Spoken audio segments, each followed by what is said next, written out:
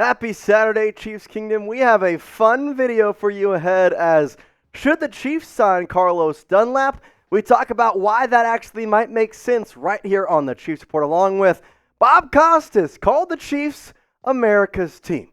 We tell you exactly what he said and kind of weigh in on the whole thing on if they are the new America's team.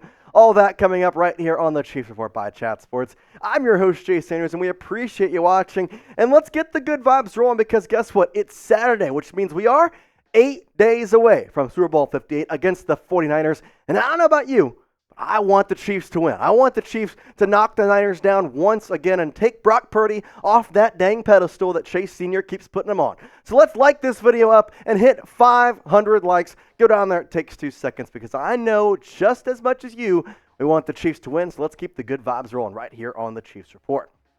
Let's start with Dunlap and exactly what Jace means when he says sign Carlos Dunlap. Here's why it kind of makes sense. The Chiefs are now really hurt on their defensive line. And honestly, at this point, they could use help in a lot of different ways. Obviously, you see Tershawn Wharton now the starting defensive tackle. That's because Derrick Nnadi has officially been placed on IR. His season is over. Charles Omenihu tears his ACL on the edge. He's out. So you're left with Dana, Karlaftis, and Udike Uzoma, Malik Herring, and BJ Thompson on your edges. So Dunlap could easily slide in and play a potential viable option with a backup for Mike Dana. Now, Dana has played great. I'm not saying that we need him to come in here and take over Dana's spot. It's just I don't want to play Dana all 70,000 whatever snaps he's going to play. Like I don't want that to happen. I want him to be fully rested. I want him to get his breaks. I want to make sure that he is good to go for crunch time in the fourth quarter. I don't want him to be worn down.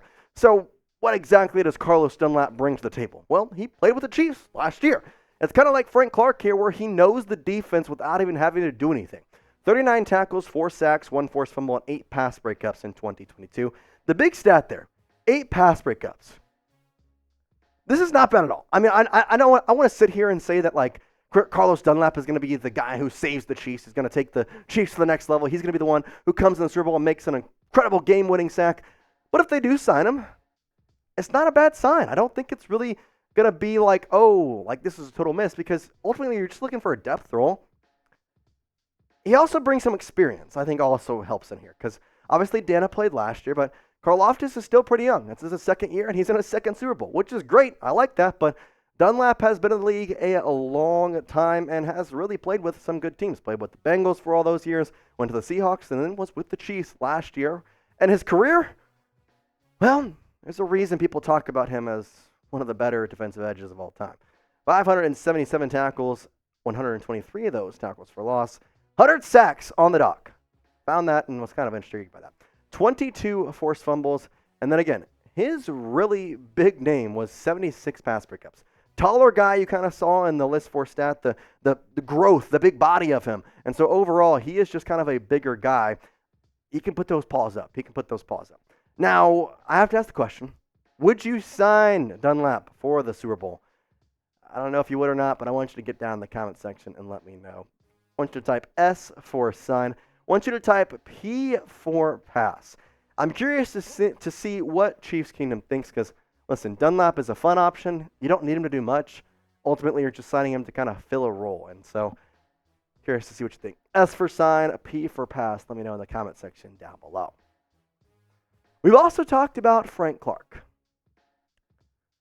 I know that this one maybe hits a little bit more home just because of what Frank Clark has done in the postseason and why exactly he may be the better option than Carlos Dunlap.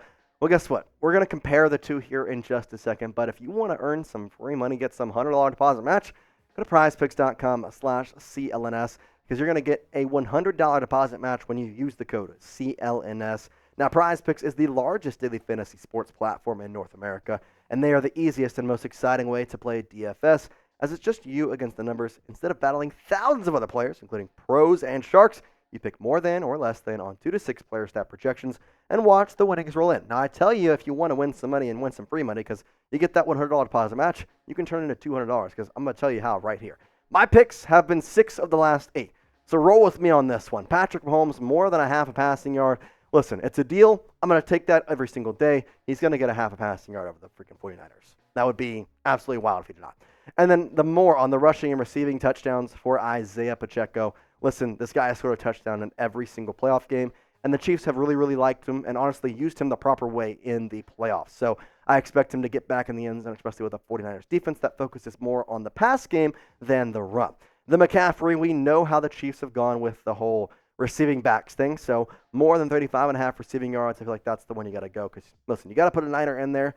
May as well put CMC. I feel like he's the best option on that team. Now, testing my skills on Prize Picks this season has been the most exciting way to play daily fantasy sports. And if you have the skills, you can turn $10 into $250 with just a few taps. Prize Picks offers weekly promotions that can lead to big payouts like Taco Tuesday, where each Tuesday, Prize Picks discounts a select player's projections up to 25% to provide even more value. Quick withdrawals, easy gameplay, and an enormous selection of players and stat types, what makes Prize Picks the #1 daily fantasy sports app. Go to prizepicks.com/CLNS and use the code CLNS for a first deposit match of up to $100. Shout out to Prize Picks. It's daily fantasy sports made easy. Let's compare these two. Dunlap and Clark last year, both with the Chiefs. Kind of similar stats. Same amount of tackles. Clark had one more sack. Same amount of forced fumbles. Pass breakups. Very much favoring Carlos Dunlap, as I talked about. His big hands really get in there. And the PFF grade of 67.2 for Frank Clark and 66.4 for Carlos Dunlap. These guys are very comparable. I think overall, if you sign one of them, you don't need the other because they're in some ways the same person. Dunlap just has those longer arms and will bat passes down. The one thing is, though, there's one big difference between these guys. And in the way you're going to sign them, it means the most. It's playoff stats. Frank Clark, the Shark, in the playoffs, dude was on another level. He's played 12 games in the playoffs with the Kansas City Chiefs. And, well, he has 10.5 sacks. Just for reference, George Karlaftis, Chris Jones, 17 games played in the season. Obviously, I think Chris Jones only played 15. Karlaftis played 16. They had 10.5 sacks this year, both of them. Frank Clark had 10.5, 12 games. He knows what he was doing. 32 tackles, 93 sack yards on those 10.5 sacks, and then 1 fumble recovery. He knows what he's doing, and on the comparison to Dunlap, who last year with the Chiefs played in just 1 postseason game. It was the Jaguars game, and all he did was have 2 tackles.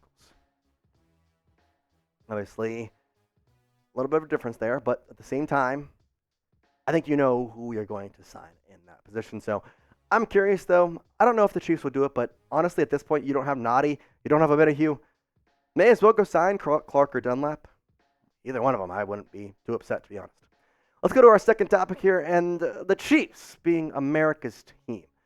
Now, the Chiefs have obviously been very successful over the last 6 years since Mahomes has taken over, and it's really opened eyes to what the Chiefs have kind of really done with America.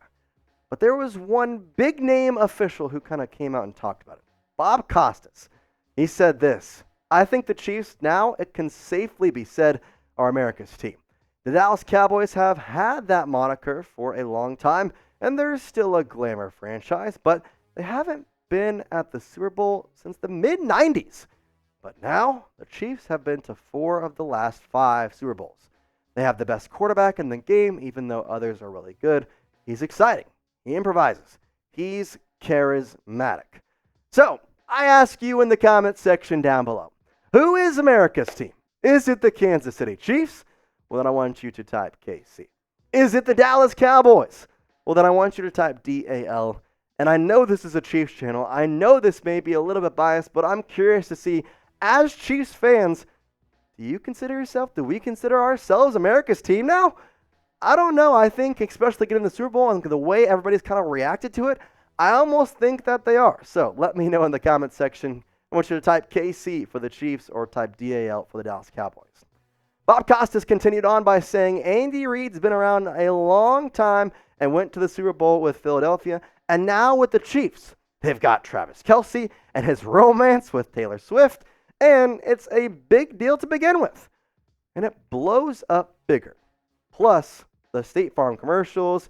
Yes, you don't have to know a screen pass from a field goal to know something about the Kansas City Chiefs. So, they're America's team. I mean, he has a good point here. If you just kind of look at his basically reasoning for the Chiefs being America's team, it kind of fits the mold of the Cowboys back in the late 80s. They had people in advertisements. You knew the Cowboys even if you didn't know football. Well, guess what? The Chiefs have been to the Super Bowl 4 of the last 5 years, and everybody watches the Super Bowl. So you know the Chiefs from there. Taylor Swift has grown the popularity of the Chiefs. You know the Chiefs from her. I understand his point. It makes sense. The Chiefs have grown so much in popularity, not just in football, but in everywhere else. Patrick Mahomes is a quarterback and an entity. Travis Kelce is a tight end and an entity. His podcast is listened by many, many people, and it's not just football fans. Listen, I know that everybody wants to sit here and say, well, you have to be good for this long. The Cowboys are this, the Cowboys are that. I get that, but the reasoning for the Cowboys being America's team is the exact same reasoning you could say the Chiefs are now America's team.